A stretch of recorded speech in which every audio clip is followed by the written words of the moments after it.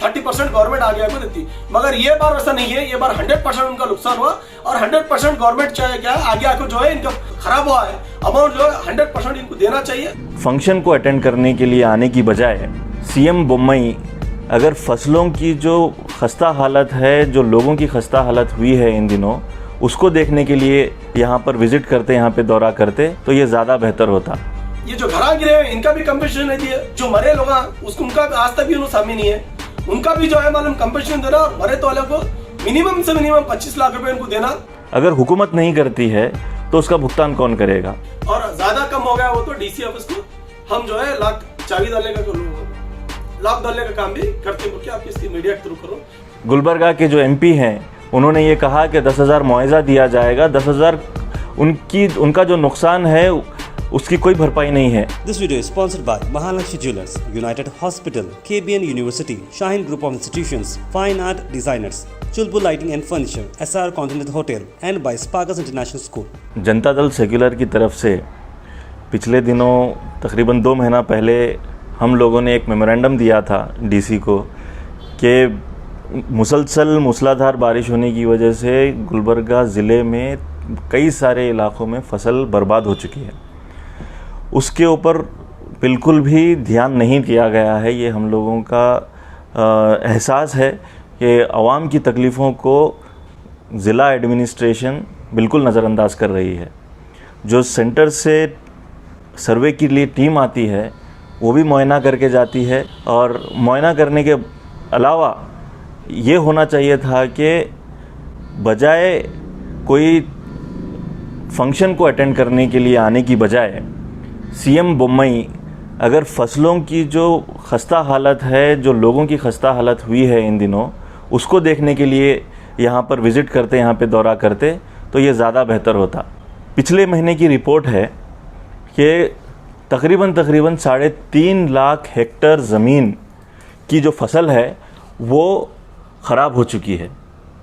कुल मिलाकर गुलबर्गा या कलबुर्गी ज़िले में 60 लाख हेक्टेयर ज़मीन है, उसमें से जो 3.5 लाख हेक्टेयर ज़मीन है वो ख़राब हो चुकी है। अब उसका भुगतान कौन करे? अगर हुकूमत नहीं करती है तो उसका भुगतान कौन करेगा?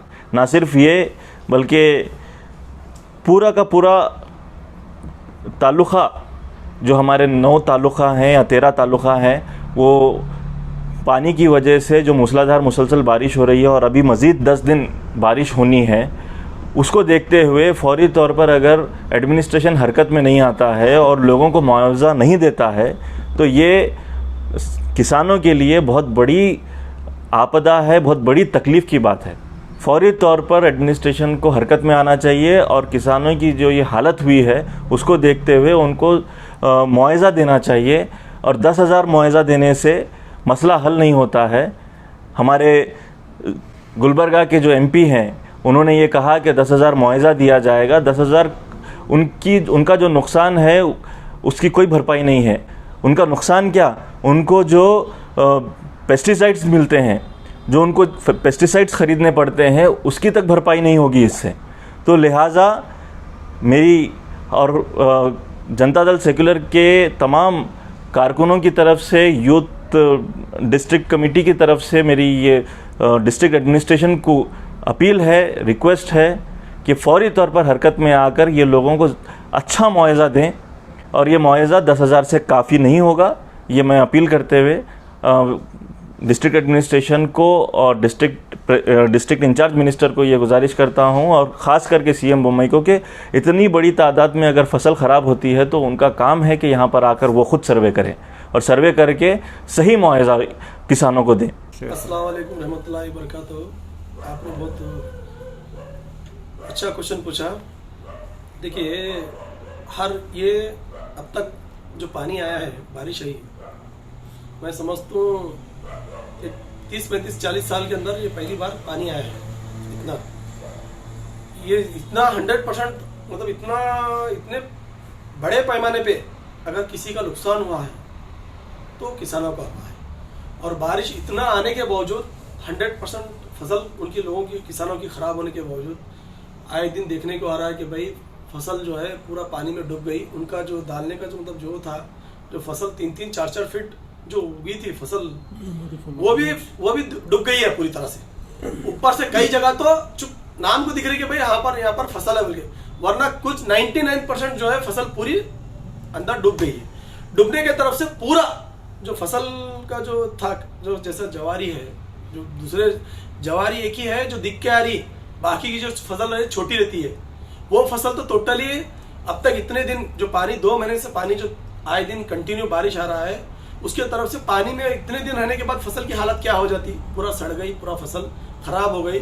और बारिश सूखने के बाद भी कई जगह तो पानी जो है सैलाब नदी नालों के सरकार भो के पानी चले गया तो जो जा रहा है खेतों में, तो वहां पर जो खाद डाले हुए रहती, जो उन्होंने बंधारा बने हुए रहती, जो उन्होंने अपने जो बाउंड्री फिक्सिंग कर लेके जो फसल की तरफ से जो सेफ्टी करे रहती, वो पूरी तरह से नस्तो नाबूद हो गया पूरा। तो इसके तरफ से जो परसों 2 दिन पहले जुम्मा के दिन 2 दिन पहले जो सेंटर की टीम आई थी, वो लोग सर्वे के वास्ते आए थे सेंट्रल गवर्नमेंट से कर्नाटक को, यहाँ पर गुलबर्गा को सर्वे करने आए थे।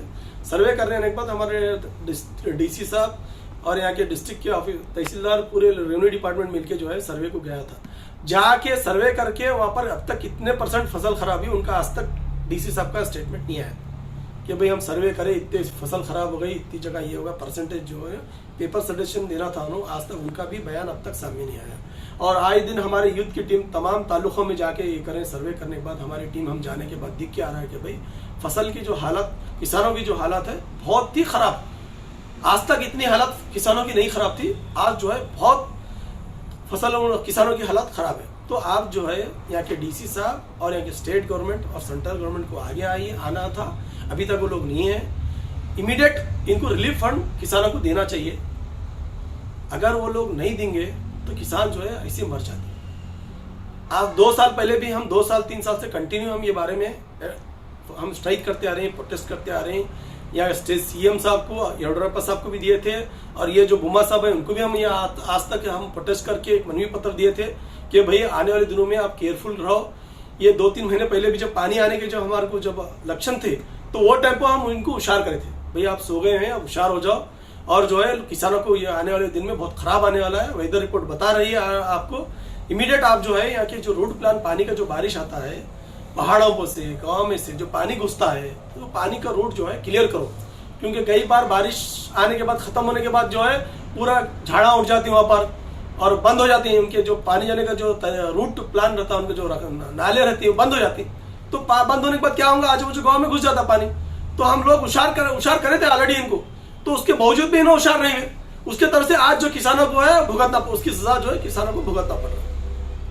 तो मैं स्टेट गवर्नमेंट और सेंट्रल गवर्नमेंट और यहाँ के डीसी साहब को और तमाम तालुका के जो तहसीलदार हैं, और 10-20 तारीख तक पानी है और इसका टाइम किसानों का खराब आने वाला है, तो मैं इनको रिक्वेस्ट समझिए, चाहे होशियार समझिए या उससे चेतावनी समझिए, मतलब जो हम ये करें, आने वाले दिनों में इमीडिएट ये लोग रिलीफ फंड नहीं देंगे, आने वाले दिनों पे सर्वे नहीं करेंगे, ये लोग जाके जो है उनको जो मतलब जो बचाने का काम किसानों को नहीं करेंगे, वो तो आने वाले दिनों में यहाँ पर बहुत बड़ा पैमाने पर हमारे जेडीएस यूथ की तरफ से हम बहुत बड़े पैमाने में हम स्ट्राइक करते हैं, प्रोटेस्ट करते हैं।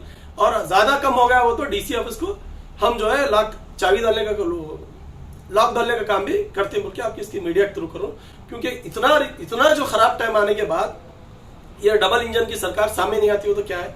अभी हमारे सीनियर्स और जो हमारी यूथ की टीम मिलकर सर्वे करने के बाद पूरे तालुका में ये दिख के आ रहा है कि भाई मकानों को भी बहुत बुरी तरह से हालत है, मकान भी आए दिन जो है गिर रहे हैं, लोग मर रहे हैं। आज ही देखिए एड्रामी के अंदर छत गिरने की तरफ से बहुत सारे लोग घायल हुए, एक जने कुछ तो मरे, अभी मैं इसमें देखा।